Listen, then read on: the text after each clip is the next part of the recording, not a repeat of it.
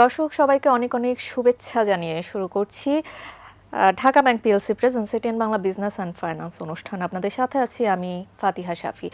আপনারা জেনে থাকবেন এই অনুষ্ঠানে আমরা ব্যবসা বাণিজ্য, শেয়ার বাজার, বিনিয়োগ, অর্থনীতির আদ্যোপান্ত নিয়ে আলোচনা করে থাকি এবং সেই সাথে কিন্তু ঘটে যাওয়া সমসাময়িক ঘটনাবলীও সম্পৃক্ত থাকে। সেরকমই একটি বিষয়ে আমরা আজকের আমাদের অনুষ্ঠানের প্রতিপাদ্য বিষয় হিসেবে চূড়ান্ত করেছি। আমাদের আজকের অনুষ্ঠানের বিষয়বস্তু ডেঙ্গুর বিস্তার, প্রতিরোধ, চিকিৎসা ও জনসচেতনতায় করণীয়। আর এ বিষয়ে কথা বলার জন্য আমাদের সাথে স্টুডিওতে উপস্থিত আছেন ডাক্তার আয়েশা আক্তার শিল্পী, ডিরেক্টর 250 শয্যা বিশিষ্ট টিবি হাসপাতাল। স্বাগতম আপনাকে। আমাদের সাথে আরও আছেন Masum Billah Majumdar, managing director, MHI। আপনাকেও স্বাগত আমাদের আজকের আয়োজনে। দর্শক, আমাদের সাথে জুমে একজন বিশেষজ্ঞ অতিথি যুক্ত আছেন। আমাদের সাথে জুমে যুক্ত আছেন অধ্যাপক ডক্টর কবিরুল বাশার, জনস্বাস্থ্য কীটতত্ত্ববিদ, জাহাঙ্গীরনগর বিশ্ববিদ্যালয়। আমন্ত্রণ আপনাকে আমাদের এই আজকের আয়োজনে। শুরুতেই আসলে আপনাকে দিয়ে শুরু করতে চাচ্ছি জনাব ডক্টর কবিরুল বাশার। আমরা যেরকমটা জানি যে আগে কিন্তু একটি নির্দিষ্ট মৌসুমে কিন্তু ডেঙ্গু হতো, এখন কিন্তু সেই বিষয়টি না। এখন কিন্তু সারা বছরের যে কোনো সময়ই কিন্তু ডেঙ্গু হয়ে থাকে। তো সেই সূত্র ধরে আসলে আমরা যেরকমটা জানি যে এডিস মশার মাধ্যমেই আসলে ডেঙ্গু তার বংশ বিস্তার করে থাকে, এবং এই এডিস মশার বৈশিষ্ট্য কী এবং এডিস মশা ডেঙ্গু বিস্তারে কেন এত কার্যকর ভূমিকা রাখে? ধন্যবাদ আপনাকে, ধন্যবাদ জানাই এটিএন বিজনেস টককে। এই জাতীয় অনুষ্ঠানগুলোর মাধ্যমে আমরা জনগণকে সচেতন করতে পারি, যারা মশা নিয়ন্ত্রণ করে তাদেরকেও সম্পৃক্ত করতে পারি। আপনি যে বলটি প্রশ্ন করছিলেন, এডিস মশার দুটি প্রজাতি সারা পৃথিবীতেই ডেঙ্গু ছড়ায়। একটি হচ্ছে এডিস ইজিপ্টাই যেটি ডেঙ্গুর প্রধান বাহক। এডিস ইজিপ্টাই আমাদের বাসাবাড়ির আঙিনায় জমে থাকা ছোট বড় বিভিন্ন পাত্রের পানিতে এই মশাটি প্রজনন হয় এবং আমাদের ঘরের আশপাশে থাকতেই পছন্দ করে এবং মানুষের রক্ত খেতে পছন্দ করে। তাই এই মশাটি 95% ডেঙ্গু ছড়ানোর জন্য দায়ী। এডিস অ্যালবুপিকটাস মশা, যেই মশাটি যেখানে উদ্ভিদ বেশি, গাছপালা বেশি, সেইখানে এডিস অ্যালবুপিকটাস মশাটি বেশি হয়। বিশেষ করে গাছের কোটরে সহ বিভিন্ন পাত্রে জমা পানিতে এটি হয়। তবে এই মশাটি মানুষের রক্তের সঙ্গে সঙ্গে অন্যান্য প্রাণীর রক্ত খেতেও পছন্দ করে। এই মশাটি এডিস অ্যালবুপিকটাস 5% ডেঙ্গুর জন্য দায়ী এবং কোনো সময় এপিডেমিক কারণে এই শতাংশটা বাড়তে পারে। এই দুইটি মশা যখন প্রকৃতিতে থাকে তখন ডেঙ্গু রোগ ছড়াতে পারে। সেটি শীত, গ্রীষ্ম, বর্ষায় যে কোনো সময় হতে পারে। তবে বর্ষায় ডেঙ্গু রোগটি অনেক বেড়ে যায়। তার কারণ হলো বর্ষায় যখন বৃষ্টি হয় বিভিন্ন জায়গায় বৃষ্টির পানি জমা হয়, ছোট বড় পাত্র আমরা যে ফেলে রাখি, প্রচুর ক্যান ফুড, প্যাকেট ফুডের ব্যবহার আমাদের বেড়েছে। ঢাকা শহরে বহুতল ভবন বেড়েছে, ভবনের নিচে বেসমেন্টে পার্কিং এ জমা পানি, বিভিন্ন বাসাবাড়িতে পানির সংকট থাকার কারণে ড্রামে বালতিতে জমিয়ে রাখা পানি ইত্যাদি জায়গাতে এডিস মশার প্রজনন হয় এবং ডেঙ্গুটি বেড়ে যায়। কিছু কিছু জায়গাতে পানি জমে থাকে, সেই জায়গাগুলো শীত, গ্রীষ্ম, বর্ষায় সারা বছরই থাকে এবং ওই জায়গাগুলোতে এডিস মশার প্রজনন হয়। তাই এডিস মশার প্রজনন শীত, গ্রীষ্ম, বর্ষায় সবসময় হয় এবং ডেঙ্গু সবসময় হয়। তবে বর্ষাকালে বিশেষ করে আগস্ট, সেপ্টেম্বর, অক্টোবর এই কয়েকটি মাস বাংলাদেশের ডেঙ্গু অনেক বেড়ে যায়। জি, অসংখ্য ধন্যবাদ আপনাকে। আবারও আসবো আপনার কাছে। ম্যাডাম, আপনার কাছে চলে আসতে চাচ্ছি। যেরকমটা উনি বলছিলেন যে অগাস্ট, সেপ্টেম্বর, অক্টোবরে ডেঙ্গুর প্রকোপটি বেড়ে যায়, এবং আমরা কিন্তু এখন দেখতে পাচ্ছি যে এখন প্রতি দিনই কিন্তু ক্রমাগত রোগীর সংখ্যা উত্তরোত্তর বৃদ্ধি পাচ্ছে। কি কি লক্ষণ বা উপসর্গ, প্রাথমিক কি কি সিমটমস দেখলে আসলে রোগীরা বুঝবে যে সেই ডেঙ্গুতে আক্রান্ত হয়েছে? ধন্যবাদ। শুরুতে আগে বলে আসলে ডেঙ্গু তো সারা বছরের রোগ, এখন আর শুধু বর্ষা মৌসুমে আটকে নেই। সেই 2000 সাল থেকে শুরু করে এখন 2026, মানে 26টা বছর ডেঙ্গু নিয়ে আমরা যুদ্ধ করছি। এবং এর আগেও ডেঙ্গু ছিল, সেটা ঢাকা ফিভার নামটা ছিল। তাহলে কিন্তু অনেকটা বছর আমরা ডেঙ্গু নিয়ে বসবাস করছি এবং বর্ষা মৌসুমে প্রাদুর্ভাবটা বেশি থাকে, কারণ থেমে থেমে বৃষ্টিপাত একটা বড় কারণ, যেখানে সেখানে পানিটা জমা থাকে। তো এখন লক্ষণগুলো কিন্তু চেঞ্জ, কারণ একটা যখন ভাইরাস কোনো এলাকা দীর্ঘদিন ধরে থাকে তখন তার উপসর্গ চেঞ্জ হয়ে যায়, জেনেটিক মিউটেশন হয়, বিভিন্ন ধরনের উপসর্গ লাগে। যেরকম ছিল ক্লাসিক্যাল লক্ষণগুলো কী কী? লক্ষণটার মধ্যে হলো প্রথম হলো তীব্র জ্বর থাকে, 102, 3, 4 থাকে, এবং ঘাড়ে প্রচণ্ড ব্যথা থাকে, চোখের পিছনে লাল হয়ে যায়, এবং সাথে হলো ব্রেকডাউন ফিভার যেটাকে বলি হাড় ভাঙ্গা, যেটা হাড় ভাঙ্গার মতো ব্যথা করে, কিন্তু এখন কিন্তু সেই লক্ষণগুলো কিন্তু বেশিরভাগই পাওয়া যাচ্ছে না। এই টাইপের ক্লাসিক্যাল যেটা লক্ষণ সেটা একদিনই পাওয়া যায় না। হয়তো কারো দেখা যাচ্ছে হালকা জ্বর থাকছে, অথবা পেটে ব্যথা করছে, অথবা তার লুজ মোশন হচ্ছে, আবার কাশি দিয়ে শুরু হতে পারে। যার জন্য মানুষ কিন্তু এখন বুঝতে পারে না তার কি ডেঙ্গু নাকি টাইফয়েড নাকি যে কোনো রোগ হতেই পারে, ভাইরাল যে কোনো ফিভার হতে পারে। সেই জন্য এই সময়টা যখন ডেঙ্গুর মৌসুমটা বর্ষা মৌসুমে, তখন একটু ব্যত্যয় ঘটলে অবশ্যই চিকিৎসকের পরামর্শ শুরুতে নেওয়া উচিত। কারণ যে পেশেন্টটা নিজেদের খেয়াল করছে না, তারা তো জ্বর না কিন্তু পেটে ব্যথা করছে, সেই ডেঙ্গু পজিটিভ সে জানতেও পারছে না, কারণ চিকিৎসকের কাছে আসছে না। এই জন্য যে কোনো ধরনের শারীরিক ব্যত্যয় ঘটলে চিকিৎসকের পরামর্শ নিলে শুরুতে পেশেন্টটা খারাপের দিকে যায় না। এই জন্য লক্ষণ যেটা আছে জ্বর বা হলো যে সারা শরীরে ব্যথা বা যদি বলি যে ঘাড়ের পিছনে ব্যথা, এগুলো যদি লক্ষণগুলো যদি নাও থাকে, তাহলেও কিন্তু যদি সামান্য মানে দেখা যাচ্ছে একটু ব্যথা হচ্ছে, পেটে ব্যথা বা অন্য কোনো জ্বর, মানে জ্বর ছাড়া কাশি হচ্ছে, তাহলে চিকিৎসকের পরামর্শ শুরুতে নিতে হবে। এটা ডেঙ্গু তার ক্লাসিক্যাল লক্ষণের জন্য অপেক্ষা করা যাবে না। আচ্ছা, তাহলে ভাইরাল যে ফিভারটা আছে সেটা থেকে আসলে ডেঙ্গুকে আলাদা করার আসলে কি উপায় থাকতে পারে? অনেকেই আসলে এই জিনিসটা নেগলেক্ট করে থাকে। একটা এডিস মশা দিয়ে তো হচ্ছে, চিকনগুনি হচ্ছে, ডেঙ্গু হচ্ছে, জিকা হচ্ছে। আমাদের এখানে প্রাধান্য বেশি ডেঙ্গুরই থাকে, সাথে চিকনগুনি কিন্তু গত বছর অনেক আক্রান্ত ছিল। আলাদা কিভাবে করা যাবে? ডেঙ্গুর ক্ষেত্রে হয়তো জ্বরের সাথে জ্বর যখন কমতে থাকে তখন কিন্তু সারা শরীরে র্যাশ উঠে। চিকনগুনির ক্ষেত্রে র্যাশ উঠে কিন্তু ডেঙ্গুর মতো এরকম না। ডেঙ্গুর ক্ষেত্রে যেমন ওই যে বললাম ক্লাসিক্যাল যে ফিভারটা থাকে সেটা কিন্তু চিকনগুনির ক্ষেত্রে থাকে না। ডেঙ্গুর ক্ষেত্রে ব্যথাটা থাকে, কিন্তু লক্ষণ ভালো হয়ে যাওয়ার পরে ব্যথাটা কিন্তু আস্তে আস্তে কমতে থাকে, প্লেটলেট কাউন্টটা কমতে থাকে। কিন্তু চিকনগুনির ক্ষেত্রে কিন্তু সেটা থাকে না, যখন সারা মানে শরীরে ব্যথা, সেই ব্যথাটা এত তীব্র ব্যথা যে 1 মাস 2 মাস পর্যন্ত থাকতে পারে, পঙ্গুত্ব বর্ণন করতে পারে। তো এই জন্যই যখন এই ধরনের সমস্যা দেখা দিবে, যদি চিকিৎসকের কাছে না আসে, যদি আমরা টেস্ট না করি NSO1 বা IgG, IgM, CBC কাউন্ট, তাহলে কিন্তু ধরতে পারবো না আসলে ডেঙ্গু না চিকনগুনিয়া। সেই কারণে যে কোনো লক্ষণই দেখা দিক না কেন, চিকিৎসকের যদি পরামর্শ যদি গ্রহণ না করে, পেশেন্টটা যখন খারাপের দিকে যাবে তখন আইসিইউতে নিয়ে বাঁচানো যায় না। অনেক ধন্যবাদ আপনাকে। আপনার কাছে চলে আসতে চাচ্ছি, এই যে ডেঙ্গুর একটি প্রভাব, সেটি আসলে ব্যবসায়ী বা উদ্যোক্তাদের ক্ষেত্রে আসলে কি ধরনের কমপ্লিকেশন ক্রিয়েট করছে? ধন্যবাদ আপনাকে। আসলে একজন ব্যবসায়ী, একজন উদ্যোক্তার অনেক কিছু করা আছে হ্যাঁ ডেঙ্গু নিয়ন্ত্রণে। সেক্ষেত্রে হচ্ছে গিয়ে ধরেন হচ্ছে আপনার অনেকে কয়েল আপনার তৈরি করছে, অনেকে ফগার মেশিন তৈরি করছে, অনেকে সেগুলো ইম্পোর্ট করছে, হ্যাঁ অনেকে আবার অন্য অন্য ডিভাইস তৈরি করছে যেটা কিনা দেশে হচ্ছে বা বিদেশ থেকে আমদানি করছে। এই ক্ষেত্রে হচ্ছে কি ধরেন এমএচআই, হ্যাঁ যেটা হচ্ছে আমাদের কোম্পানি, আমরা করছি কি এই মেশিনটা বিক্রি করার সময় আমরা করছি কি তাদেরকে বলছি যে আপনি এটা এভাবে ব্যবহার করবেন, আপনার আঙিনাটা অবশ্যই পরিষ্কার রাখবেন, কোনোভাবেই বৃষ্টির পানি জমতে দিবেন না। ইভেন কি আপনার যে ফুলের টপ আছে, আপনার যে এখানে আপনি যে ডাবের যে খোসাটা আছে, হ্যাঁ ওইখানে আমার পানি জমছে কিনা, তারপর আপনার বাসার সামনে যে নালাটা আছে পরিষ্কার আছে কিনা, আপনার বেসমেন্টে যে পানি জমছে, গ্রেজে যে পানি জমছে সেগুলো পরিষ্কার আছে কিনা, আপনি এগুলো খেয়াল রাখবেন, অবশ্যই খেয়াল রাখবেন। তাহলে হচ্ছে কি আপনি ডেঙ্গু থেকে মুক্ত পাবেন, কারণ এডিস মশা যখন বিস্তার ঘটবে তখন হচ্ছে কি ডেঙ্গুটা আপনার আক্রান্ত হবে।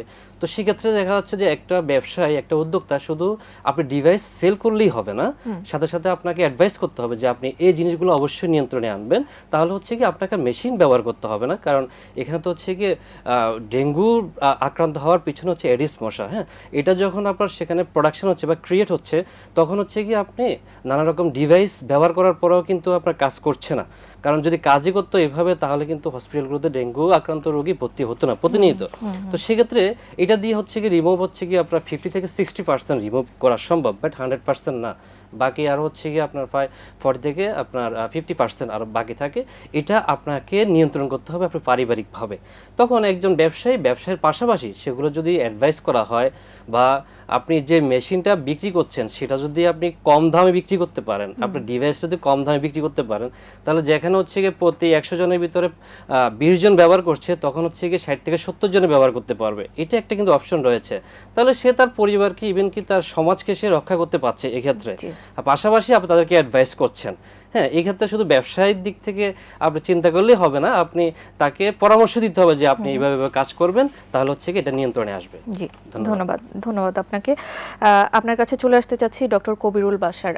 এই যে উনি ফগার মেশিনের কথা বললেন, আমাদের সাথে যিনি আছেন মাসুম বিল্লাহ, ফগার মেশিন আসলে মশা নিধনে ঠিক কতটা কার্যকর, একজন কীটতত্ত্ববিদ হিসেবে আপনি কি মনে করেন? ফগার মেশিন আসলে সরাসরি যদি আমি বলি, এটি মশা নিয়ন্ত্রণে কোনো কার্যকরী পদ্ধতি না। সিটি কর্পোরেশন যখন ধোঁয়া দিয়ে যায় রাস্তাঘাটে উন্মুক্ত স্থানে, তখন সেটি কোনো কার্যকরী পদ্ধতি হিসেবে বিবেচিত হয় না। এই মুহূর্তে আমি ফগার মেশিন দিয়ে আমি মশা টেস্ট করছি, জাস্ট এই মুহূর্তেই। আমরা যদি ইনডোরে কোনো একটি বদ্ধ জায়গাতে ফগিং করি তাহলে এটি কার্যকরী, মশা মরবে। কিন্তু যখন আমরা সেটি উন্মুক্ত স্থানে ফগিং করব তখন কিন্তু এটি মশা মরবে না। তাই আমরা ফগিংটা কোথায় করছি সেটার উপরে একটি বিবেচনা আমাদেরকে রাখতে হবে। ফগার মেশিন থেকে যে ফগটি তৈরি হচ্ছে বা ধোঁয়াটি তৈরি হচ্ছে সেটি বাতাসের গতিবেগের উল্টো দিকে আছে না সরাসরি আছে, সেটি একটি বিষয়। ফগার মেশিন চালিয়ে কত দ্রুত হেঁটে যাচ্ছে সেটি একটি বিষয়। এখন একটি ফগার মেশিন কার্যকরী, কীটনাশকটিও কার্যকরী, কিন্তু এর ব্যবহার কোথায় হচ্ছে, ব্যবহার সঠিকভাবে হচ্ছে কিনা সেটি একটি গুরুত্বপূর্ণ বিষয়। সেইগুলো বিবেচনায় ফগার মেশিনের কার্যকারিতাটা নির্ভর করে। তবে পৃথিবীর অনেক দেশেই এখন বিশ্ব স্বাস্থ্য সংস্থা ফগার বা ফিউমিগেশন এটি বন্ধ করেছে, কারণ এগুলো মানুষের স্বাস্থ্য ঝুঁকি তৈরি করে। আমাদের প্রকৃতিতে যে ইনসেক্ট গুলো আছে, পলিনেটিং ইনসেক্ট গুলো আছে, পরাগায়নকারী পোকামাকড় গুলো আছে, সেগুলোর ক্ষতি করে। সেজন্য আমরা মশা নিয়ন্ত্রণে ফগিং এর চাইতে লার্ভিসাইডিং, যেখানে মশার প্রজনন হয় সেইখানে নিয়ন্ত্রণটাকে বেশি গুরুত্ব দিয়ে থাকি। যে প্রজনন স্থলে যদি আমরা ওইটিকে নিয়ন্ত্রণ করতে পারি তাহলে এটিকে সহজ, পরিবেশ বান্ধব, স্বাস্থ্য ঝুঁকি কম তৈরি করে। তবে হটস্পট ম্যানেজমেন্টের ক্ষেত্রে যখন কোনো বাড়িতে ডেঙ্গু রোগী থাকে সেই বাড়িতে উড়ন্ত মশাটা মেরে দেওয়া খুব গুরুত্বপূর্ণ হয়ে পড়ে। তখন হটস্পট ম্যানেজমেন্টের ক্ষেত্রে আমরা শুধুমাত্র ফগিংকে রিকমেন্ড করি, অন্যথায় আমি অন্তত ফগিংকে খুব বেশি রিকমেন্ড করি না। জি, আমরা অনেক সময় দেখে থাকি কিছু অয়েনমেন্ট আসলে বাচ্চাদের বা বড়দেরও আসলে ইউজ করা হয়ে থাকে যেন মশা থেকে রক্ষা পাওয়া যায়। সেই অয়েনমেন্টগুলো আসলে কতটুকু কার্যকর বা এর কোনো সাইড ইফেক্ট আছে কিনা? পৃথিবীতে অনেক ধরনের টপিক্যাল রিপেলেন্ট বলে এগুলোকে, টপিক্যাল রিপেলেন্ট পাওয়া যায়। সেগুলো কিছু কিছু আছে প্ল্যান্ট অরিজিনেটেড, উদ্ভিদ থেকে তৈরি তেল জাতীয় উপাদান আছে, কিছু আছে কেমিক্যাল। দুই ধরনের কেমিক্যাল পৃথিবীতে ব্যবহৃত হয়। পৃথিবীতে অনেক দেশেই প্রোডাক্ট আছে, বাংলাদেশেও আছে। কিছু কিছু প্রোডাক্ট 1 থেকে 1.5 ঘন্টা প্রোটেকশন দেয়, কিছু কিছু প্রোডাক্ট 2 ঘন্টা প্রোটেকশন দেয়। আমরা যখন বাচ্চাদেরকে স্কুলে পাঠাই তখন সেটি ব্যবহার করতে পারি, তাহলে কিছুটা প্রোটেকশন অবশ্যই দিবে।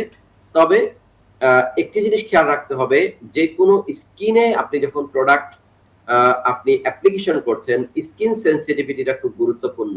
অনেকের এটিতে অ্যালার্জি তৈরি হয়, আমরা টেস্ট করে দেখেছি, এবং অনেকের ক্ষেত্রে ত্বক কালো হয়ে যায়।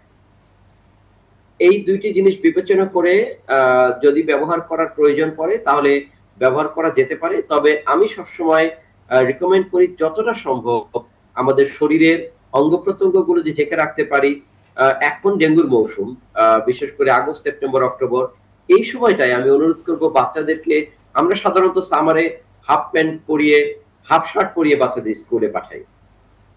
এইটা একটু কষ্ট হলেও আমরা যদি ফুল প্যান্ট, ফুল শার্ট পরানোর একটা প্র্যাকটিসে যেতে পারি গরম হলেও, তাহলে আমরা কিন্তু অনেক বেশি প্রোটেকশন পাবো এবং অন্যান্য কেমিক্যাল ঝুঁকিটা আমাদের কম হবে। তারপরে জুতা, মোজা, ফুল প্যান্ট থাকলে, ফুল হাতা শার্ট থাকলে হাতের অল্প একটু জায়গা খোলা থাকে এবং মুখটুকু শুধু খোলা থাকে, তাতে অল্প একটু রিপেলেন্ট ক্রিম ব্যবহার করা যেতে পারে এই জায়গাগুলোতে। অন্যথায় যতটা আমরা কীটনাশক থেকে দূরে থাকবো ততটাই ভালো। জি, অসংখ্য ধন্যবাদ আপনাকে। আমাদের আরো অনেক প্রশ্ন আছে আপনাদের কাছে। আমাদের একটি বিজ্ঞাপন বিরতির সময় হয়ে গেছে, বিরতির পর আবারও যুক্ত হয়ে যাচ্ছি। দর্শক, সময় হয়ে গেল Dhaka bank PLC presence ATN Bangla business and finance অনুষ্ঠানে ছোট্ট একটি বিজ্ঞাপন বিরতির, কোথাও যাবেন না, আমাদের সাথেই থাকুন।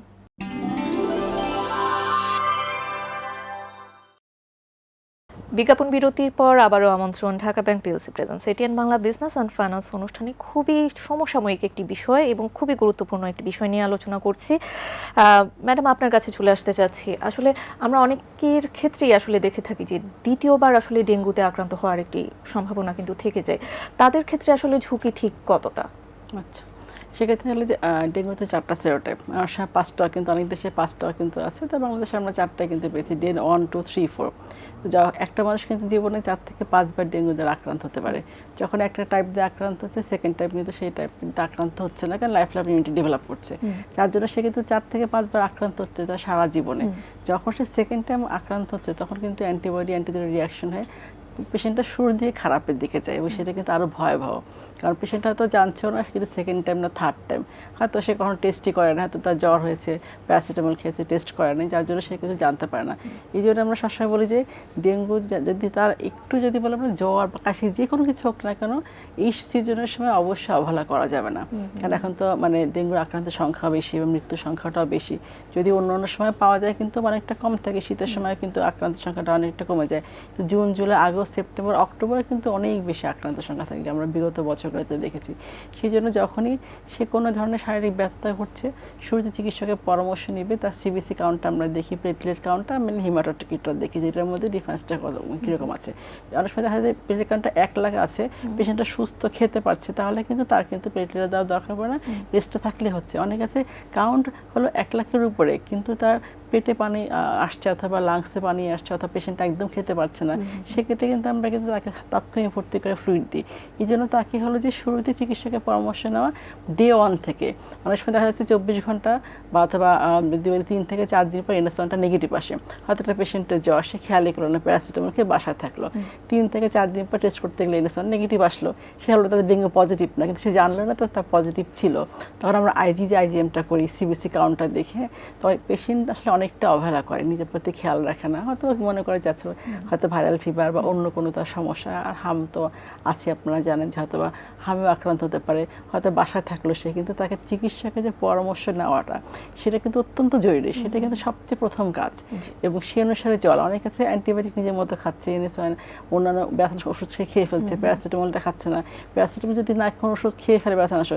ডেঙ্গুর ক্ষেত্রে কিন্তু ব্লিডিংয়ের ঝুঁকি থাকে বেশি, হেমোরেজিক ডেঙ্গু শকে হয়ে যাচ্ছে। তাহলে প্রথমে দরকার হলো যে আমি চিকিৎসকের পরামর্শ অবশ্যই নিব, সে অনুসারে টেস্ট করবো, যে টেস্টটা যাতে ফ্রি করে দেওয়া আছে। আপনারা জানেন যে সরকারে কিন্তু এনএসওয়ান আইজিএমটা ফ্রি করে দেওয়া আছে, সরকারি হাসপাতালগুলোতে আছে, এবং অন্যান্য জায়গায় অনেক কম মূল্যে কিন্তু পাচ্ছে তারা টেস্টটা করতে। সেক্ষেত্রে অবশ্যই টেস্টটা করানো উচিত এবং নিজের খেয়ালটা রাখা উচিত, যে ডাক্তার যে প্রেসক্রিপশনটা দিচ্ছে সেটাকে ফলো করা উচিত। অবশ্যই এটাকে মাথায় রাখতে হয়, নিজের মতো অ্যান্টিবায়োটিক খেলাম অথবা আমি ডেঙ্গুর ক্ষেত্রে চিকিৎসাতে আপনি জলবাহাতে পরিমাণ ঠিক রাখা, মানে পানিটা ঠিক মতো খাওয়া, সে যদি ঠিক মতো সেটা না খেতে পারে, যদি বমি হয়, পেটে ব্যথা করে, যদি একদমই খেয়াল না করে পেশেন্টটা যখন যাচ্ছে হাসপাতালে, আইসিইউতে নিয়ে যাচ্ছি, শকে যাচ্ছে পেশেন্টটাকে কিন্তু আমি বাঁচাতে পারছি না। আমরা তো চাচ্ছি পেশেন্টের সুস্থতা, পেশেন্ট যদি দেরি করে আসে তখন কিন্তু কিছু করার থাকে না। তো এই দিকটা আসলে সবসময় খেয়াল রাখা দরকার। আমরা প্রতিদিনই কিন্তু আমরা একই কথা বলে যাচ্ছি যে চিকিৎসকের পরামর্শ নেওয়া এবং চিকিৎসা আমাদের যে গাইডলাইন আছে সেগুলো ফলো করা, অথবা আমরা যে বার্তাগুলো দিচ্ছি সেগুলোকে ফলো করা, কিন্তু মানুষ কিন্তু সেগুলো ফলো করছে না এবং আসছেও না। যখন আসছে এত দেরি করে তখন পেশেন্টটাকে আর বাঁচানো যায় না। সেক্ষেত্রে কিছু মিথও কিন্তু আসলে প্রচলিত আছে, যেমন আপনি যেরকমটা বললেন যে চিকিৎসকের পরামর্শ নেওয়াটাই আসলে সবচেয়ে হলো উত্তম পন্থা, কিন্তু অনেক ক্ষেত্রেই দেখা যায় যে রোগীরা আসলে পেঁপে পাতার রস এগুলা খেয়ে থাকে এবং আরো অনেক কিছু করে থাকে। যেমন পেঁপে পাতার রস তো খাচ্ছে, সাথে অনেক মনে করছে যে অন্য টাইপের যে ভেষজ পাওয়া যায় যেগুলো আসলে হ্যাঁ অন্য ওষুধ তো খেতেই পারে, পেঁপে পাতার রস তাহলে খারাপ কিছু না, খেতে পারে, কিন্তু এটা যে পেটের কারণ বাড়াচ্ছে এরকম বৈজ্ঞানিক কিন্তু ভিত্তি নাই। সেক্ষেত্রে তাকে বুঝতে হবে তার শরীরের কী কন্ডিশন, সে অনুসারে ট্রিটমেন্ট আমরা দিচ্ছি। কিন্তু সেটা যদি ফলো না করে সে যদি বাসায় থেকে হয়তো কিছু খেতে পারছে না, পেঁপে পাতার রস খাচ্ছে, ওদিকে পেটের কান্টা কমে যাচ্ছে, পেটে পানি জমছে, তাহলে পেশেন্টটাকে তো তখন সেভ করা যাচ্ছে না। তাকে অবশ্যই হ্যাঁ অন্যান্য দিকটা সেটা যা মনে করছে যে আমরা এটা খেলে ভালো হবে, কিন্তু তার যে মেইন চিকিৎসা সেটা তো ফলো করতেই হবে তাকে অবশ্যই। জি জি, অসংখ্য ধন্যবাদ। আপনার কাছে চলে আসতে চাচ্ছি, এই যে আমরা কিছুক্ষণ আগেও কিন্তু ফগার মেশিন নিয়ে আমরা কথা বলছিলাম, সিটি কর্পোরেশনের আমরা ফগার মেশিনের অনেক ব্যবহার দেখে থাকি, আপনারাও ফগার মেশিনের ক্ষেত্রে বলে থাকেন, এবং আমরা যেরকমটা শুনলাম যে ফগার মেশিনের আসলে কার্যকর আসলে কোনো সেরকম কোনো ভূমিকা নেই, আমরা আমাদের সাথে যিনি জুমে যুক্ত আছেন তার মাধ্যমে এই কথা জানলাম। এই বিষয়টি সম্পর্কে আপনার পর্যালোচনা কি? জি ধন্যবাদ। স্যার যেটা বলেছেন এটা আসলে মোটামুটি ধরেন 90% হচ্ছে রাইট। তার অন্যতম কারণ হচ্ছে কি ম্যাডাম, ফগার মেশিন যে কেমিক্যালটা, হ্যাঁ যে অয়েলটা ইউজ করা হয়, এটা হচ্ছে কি আপনার বাংলাদেশে ম্যাক্সিমাম কোম্পানি নিজেরা তৈরি করে। হ্যাঁ এটা কোম্পানি বললে ভুল হবে, এটা তারা করে কি ধরেন অনেকগুলো দোকান আছে বা ইম্পোর্টার নিজেদেরকে দাবি করে, তখন তারা করে কি কামরাঙ্গীরচর এলাকার মতো বা নবাবপুরের মতো এলাকার মতো এই জায়গাগুলো তারা নিজেরা তৈরি করে এটা, যেখানে কিনা কোনো রকম কেমিস্ট্রি নেই, কোনো রকম লাইসেন্স নেই, কোনো রকমের বৈধ তাদের কাগজপত্র নেই। হ্যাঁ, এই ক্ষেত্রে হয় কি তারা এটাকে মশার কেমিক্যাল বলে সেল করছে। ওইখান থেকে কিন্তু বিভিন্ন সিটি কর্পোরেশন কিন্তু ক্রয় করে থাকে, হ্যাঁ, টেন্ডারের মাধ্যমে, যেমন আমরা একসময় ক্রয় করতাম সেখান থেকে। এক্ষেত্রে হয় কি সেখানে আমরা টেস্ট করে পেয়েছি কি ডিজেল পেয়েছি, কেরোসিন পেয়েছি, মশা মারার জন্য যে উপকরণ প্রয়োজন সেটা কিন্তু আমরা পাইনি সেখানে। জাস্ট আপনার ডিজেল আর হচ্ছে কেরোসিনের কাজ যেটা, সেটা হচ্ছে কি আপনার ধোঁয়া তৈরি করা, বাট মশাকে নিধন করা না। মশা আপনার মারা যাবে না এটাতে, শুধুমাত্র এটা চলে যাবে, কিছুক্ষণ পর চলে আসবে। স্যার যেটা বললো আমি সেটাই কিন্তু বলছি। এক্ষেত্রে হচ্ছে এটাই কি আপনার যারা অ্যাকচুয়াল ব্যবসাটা করে থাকে বা যারা হচ্ছে ইম্পোর্ট করে থাকে, তৈরি করে থাকে, বাংলাদেশে যে একটা ভালো কোম্পানি আছে যারা কিনা মশার ওষুধ তৈরি করে, দাম অনেক বেশি। হ্যাঁ, এক্ষেত্রে হচ্ছে কি তারা নিজেরাও কিন্তু ব্যবসাতে কিন্তু হিমশিম খাচ্ছে। কারণ কি যখন আপনি অন্য জায়গা থেকে কেমিক্যালটা কিনে প্রতারিত হচ্ছেন, স্যার যে বলছে মশা মরে না বা চলে যায়, সেক্ষেত্রে হচ্ছে কি আমরা যারা তৈরি করি বা ইম্পোর্ট করে থাকি তখন আমাদের উপর থেকে বিশ্বাসটা চলে যাচ্ছে। তো এক্ষেত্রে আপনাকে কী করতে হবে, আপনি যখন মশার ওষুধটা কিনতে যাবেন তখন আপনাকে ভালো একটা প্রাইস দিয়ে কিনতে হবে। আপনার ইম্পোর্ট লাইসেন্স আছে কিনা, বা আপনার ম্যানুফ্যাকচারিং লাইসেন্স আছে কিনা, আপনার বিএসটি আছে কিনা, বাংলাদেশ খামার বাড়ির লাইসেন্স মাস্ট বি থাকতে হবে যদি আপনি মশার ওষুধ সেল করতে চান। সেই আপনার এটা তৈরি করার জন্য সেই ডিভাইসগুলো, যন্ত্রপাতি আছে কিনা সেগুলো তদারকি করে পেপারসগুলো দেখে আপনাকে ক্রয় করতে হবে। প্রথম কথা হচ্ছে কি এটা।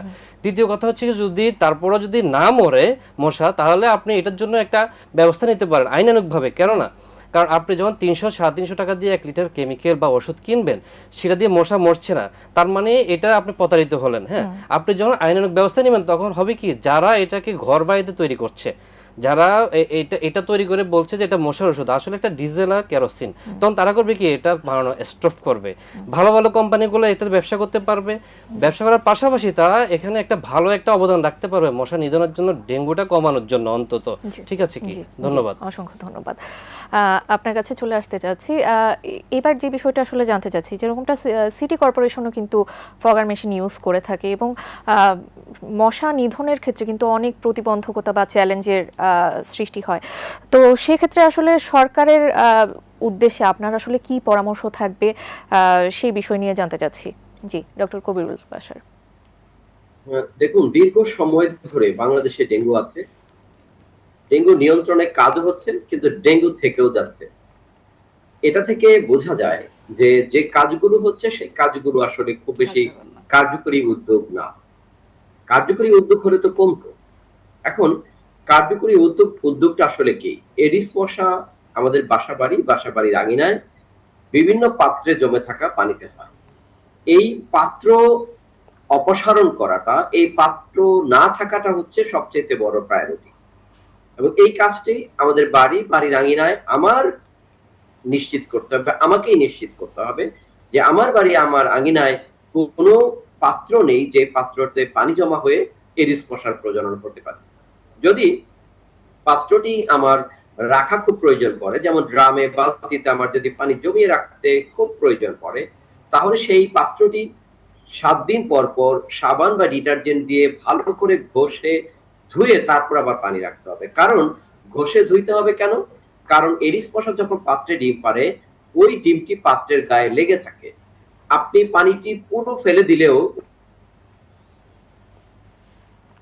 পাত্র থেকে যাবে না, যদি আপনি ঘষে ডিটারজেন্ট দিয়ে না ধুয়ে পানি ভরাট না করেন।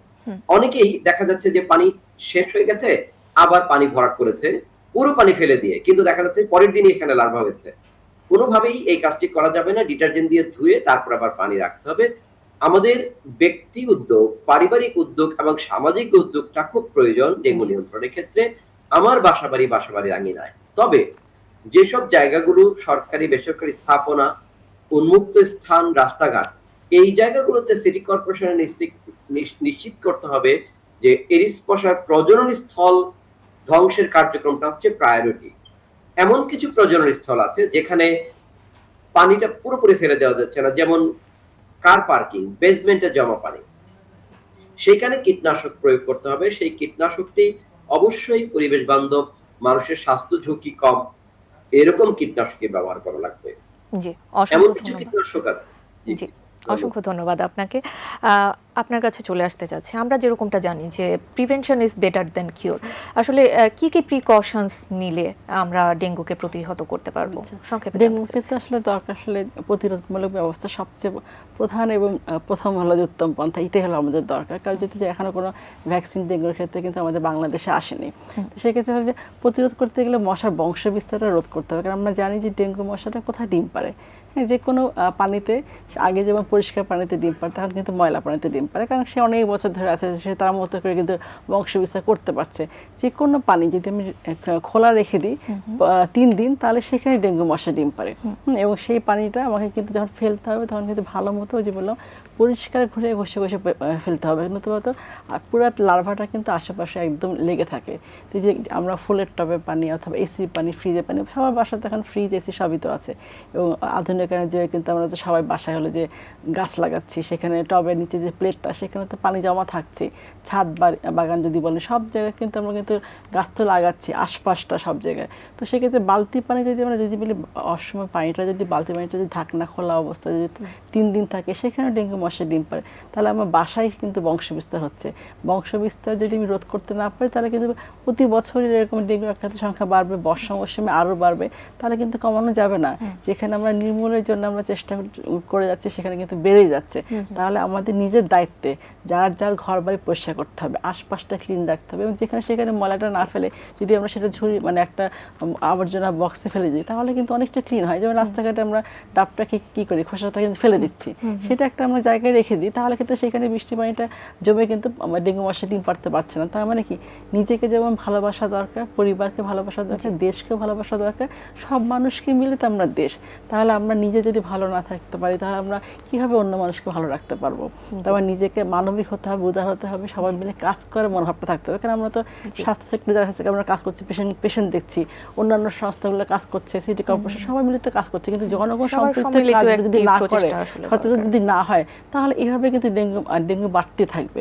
বংশবিস্তার রোধ না করলে কিন্তু ডেঙ্গু বাড়তে থাকবে। জি, অসংখ্য ধন্যবাদ আপনাকে।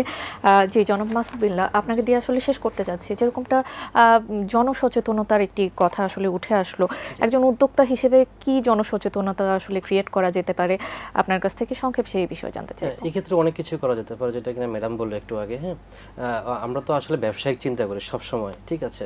যেমন হচ্ছে গিয়ে যে কয়েল বিক্রি করলো, সে আর জিজ্ঞেসও করে না যে আমার কয়েলটা দিয়ে মশা মরছে কিনা, বা ফগার অয়েল যারা সেল করছে জিজ্ঞেসও করে না।